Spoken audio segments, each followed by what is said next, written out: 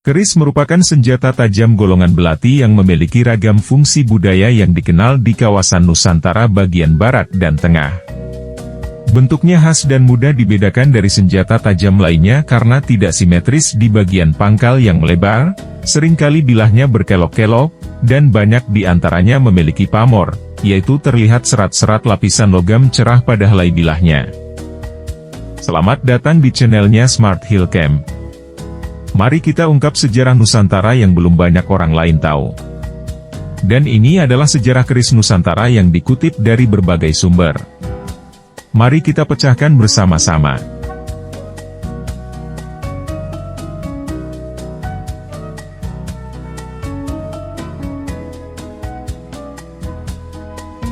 Pada masa lalu keris berfungsi sebagai senjata dalam duel atau peperangan, sekaligus sebagai benda pelengkap sesajian.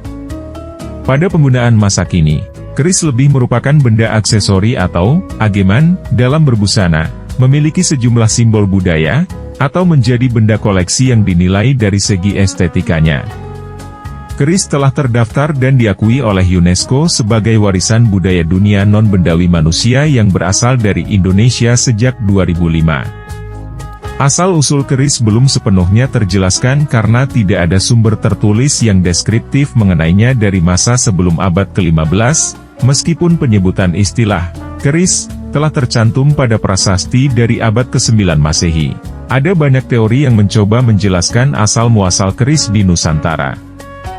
G.B. Gardner dalam bukunya Keris and Other Malay Weapon keris dianggap sebagai pengembangan dari senjata tikam prasejarah. Namun diperkirakan asal mula penyebutan kata keris merupakan singkatan bahasa Jawa dari melungker-melungker kang bisa ngiris. Dugaan bentuk keris berkelok melungker adalah pengembangan desain dari bentukan keris yang awalnya lurus, yang diilhami dari seekor ular yang sedang melata karena bagi orang Jawa ular adalah hewan yang disakralkan mengingat orang Jawa pada saat itu mengutamakan dewa Siwa yang berkalung ular. Sedangkan keris yang lurus adalah perkembangan dari bentuk kadga yaitu bentuk paling awal keris.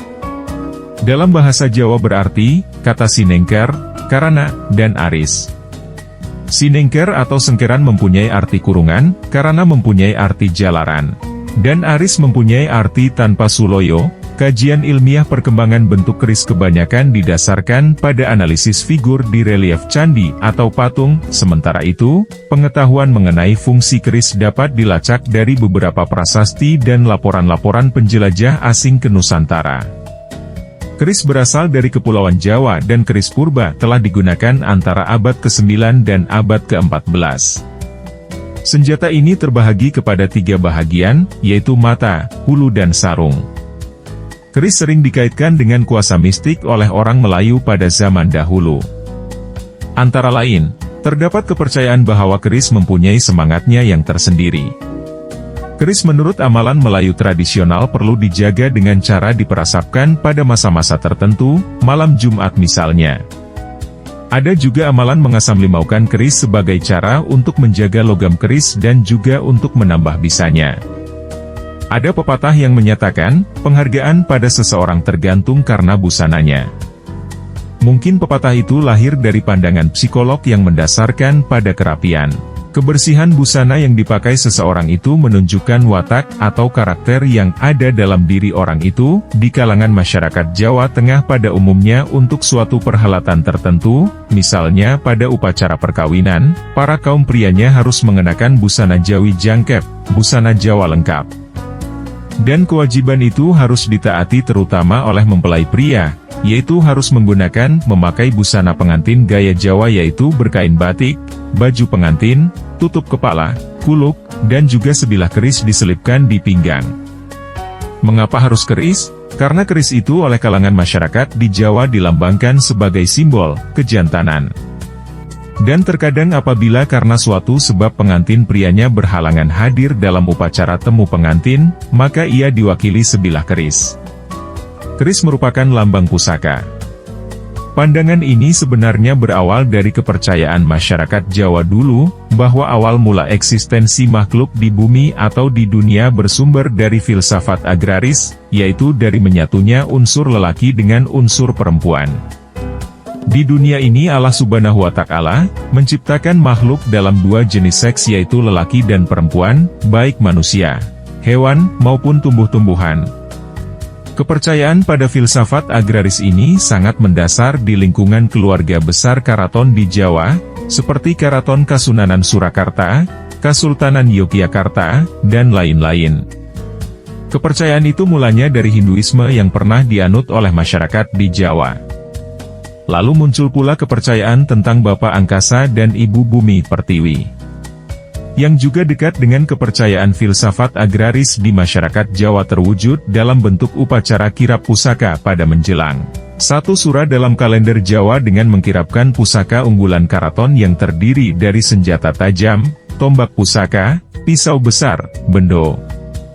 Arak-arakan pengirap senjata pusaka unggulan karaton berjalan mengelilingi komplek karaton sambil memusatkan pikiran, perasaan, memuji dan memohon kepada Sang Maha Pencipta alam semesta, untuk beroleh perlindungan, kebahagiaan, kesejahteraan lahir dan batin.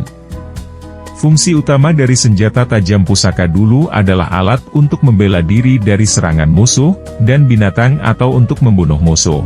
Namun kemudian fungsi dari senjata tajam seperti keris pusaka atau tombak pusaka itu berubah. Di masa damai, kadang orang menggunakan keris hanya sebagai kelengkapan busana upacara kebesaran saat temu pengantin. Maka keris pun dihias dengan intan atau berlian pada pangkal hulu keris. Bahkan sarungnya yang terbuat dari logam diukir sedemikian indah, berlapis emas berkilauan sebagai kebanggaan pemakainya. Lalu, tak urung keris itu menjadi komoditi bisnis yang tinggi nilainya. Tosan aji atau senjata pusaka itu bukan hanya keris dan tombak khas Jawa saja, melainkan hampir seluruh daerah di Indonesia memiliki senjata tajam pusaka andalan, seperti rencong di Aceh, badik di Makassar, pedang, tombak berujung tik, trisula, keris Bali, dan lain-lain. Ketika Sultan Agung menyerang Kadipaten Pati dengan gelar Perang Garudang Layang, Supit Urang, Wukir Jaladri, atau gelar Diradameta, prajurit yang mendampingi menggunakan senjata tombak yang wajahnya diukir gambar kalacakra. Keris pusaka atau tombak pusaka yang merupakan pusaka unggulan itu keampuhannya bukan saja karena dibuat dari unsur besi baja, besi, nikel, bahkan dicampur dengan unsur batu meteorit yang jatuh dari angkasa sehingga kokoh kuat, tetapi cara pembuatannya disertai dengan iringan doa kepada Sang Maha Pencipta Alam, Allah Subhanahu wa Ta'ala, dengan suatu upaya spiritual oleh Sang Empu. Sehingga kekuatan spiritual Sang Maha Pencipta Alam itu pun dipercaya orang sebagai kekuatan magis atau mengandung tuah sehingga dapat mempengaruhi pihak lawan menjadi ketakutan kepada pemakai senjata pusaka itu. Pernah ada suatu pendapat yang berdasarkan pada tes ilmiah terhadap keris pusaka dan dinyatakan bahwa keris pusaka itu mengeluarkan energi, kekuatan yang tidak kasat mata, tak tampak dengan mata biasa. Yang menarik hati adalah keris yang dipakai untuk kelengkapan busana pengantin pria khas Jawa. Keris itu dihiasi dengan untaian bunga mawar melati yang dikalungkan pada hulu batang keris. Ternyata itu bukan hanya sekedar hiasan, melainkan mengandung makna untuk mengingatkan orang agar jangan memiliki watak beringas, emosional, pemarah, adigang-adigung adiguna, sewenang-wenang dan mau menangnya sendiri seperti watak Harya Penangsang. Kaitannya dengan Harya Penangsang ialah saat Harya Penangsang berperang melawan Sutawijaya. Karena Penangsang pemarah, emosional, tidak bisa menahan diri, perutnya tertusuk tombak Kiai Plered yang dihujamkan oleh Sutawijaya. Usus keluar dari perutnya yang robek. Dalam keadaan ingin balas dendam dengan penuh kemarahan, Penangsang yang sudah kesakitan itu mengalungkan ususnya ke hulu keris di pinggangnya. Ia terus menyerang musuhnya. Pada suatu saat Penangsang akan menusuk lawannya dengan keris Kiai Setan Kober di bagian pinggang. Begitu keris dihunus, ususnya terputus oleh mata keris pusakanya. Penangsang mati dalam perang dahsyat yang menelan banyak korban. Dari peristiwa itulah muncul ide keris pengantin dengan hiasan untaian bunga mawar dan melati. Tosan aji atau senjata pusaka seperti tombak, keris dan lain-lain itu bisa menimbulkan rasa keberanian yang luar biasa kepada pemilik atau pembawanya. Orang menyebut itu sebagai piandel, penambah kepercayaan diri, bahkan keris pusaka atau tombak pusaka yang diberikan oleh sang raja terhadap bangsawan keraton itu mengandung kepercayaan sang raja terhadap bangsawan unggulan itu. Namun manakala kepercayaan sang raja itu dirusak oleh perilaku buruk sang adipati yang diberi keris tersebut, maka keris pusaka pemberian itu akan ditarik, diminta kembali oleh sang raja. Hubungan keris dengan sarungnya secara khusus oleh masyarakat Jawa diartikan secara filosofi sebagai hubungan akrab, menyatu untuk mencapai keharmonisan hidup di dunia.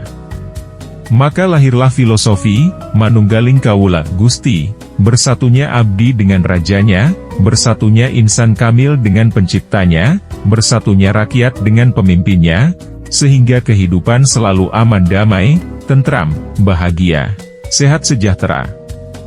Selain saling menghormati satu dengan yang lain, masing-masing juga harus tahu diri untuk berkarya sesuai dengan porsi dan fungsinya masing-masing secara benar. Namun demikian, makna yang dalam dari Tosan Aji sebagai karya seni budaya nasional yang mengandung berbagai aspek dalam kehidupan masyarakat Jawa pada umumnya, kini terancam perkembangannya karena aspek teknologi sebagai sahabat budayanya kurang diminati ketimbang aspek legenda dan magisnya. Maka dari itu mari kita lestarikan pusaka Nusantara dari sekarang, kalau bukan kita siapa lagi, putra dan putri anak bangsa wajib melestarikan kembali pusaka sejarah Indonesia. Segitu dulu sejarah pusaka keris yang ada di Nusantara, mohon maaf bila ada salah dari pembahasan dari kami. Jika kalian suka dengan video ini jangan lupa like, komen dan subscribe. Aktifkan juga lonceng notifikasinya agar tidak ketinggalan video menarik dan seru dari channelnya Smart Hill Camp. Mimin pamit undur diri.